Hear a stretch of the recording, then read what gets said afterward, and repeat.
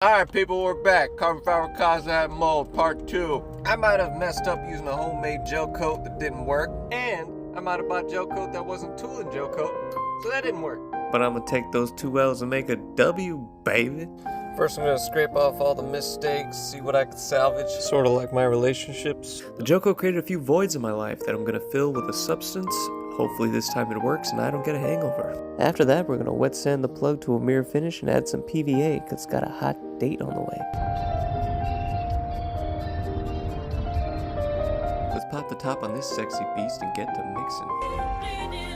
Fear's at an all-time high when I'm applying the gel coat because a fail here would be a terminal blow to my self-esteem. Mixing up some polyester resin. Gonna put chopped carbon fiber on the edge and on the top to capture the details. Then it's time to slap on that fiberglass. We're gonna start with 2 light layers of fiberglass. Let those harden to a tacky state. Once it's tacky, we're gonna add a heavy layer of fiberglass followed by the core material and then another last heavy layer of fiberglass. The goal when applying is to wet out the fiberglass completely and push out any bubbles from underneath so it doesn't compromise the strength of the mold and it makes it look like I know what I'm doing.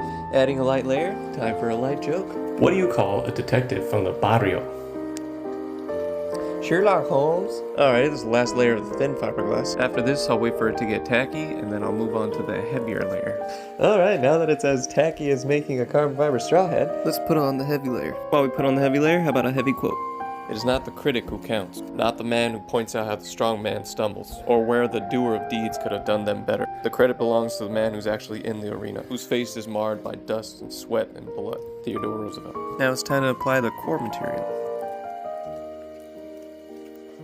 After that, we're on the final heavy layer of fiberglass. Bada bing. The mold layup is complete. It's all laid down, all the bubbles have been pushed out, and we're gonna wait for 2 days to pull it out. I'm gonna use this bad boy to get rid of the edges so it's easier for the chisels to get in there.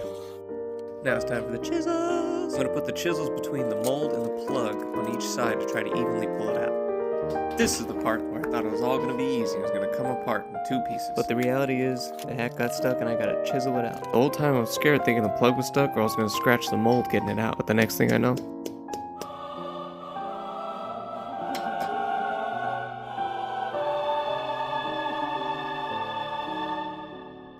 it all worked out.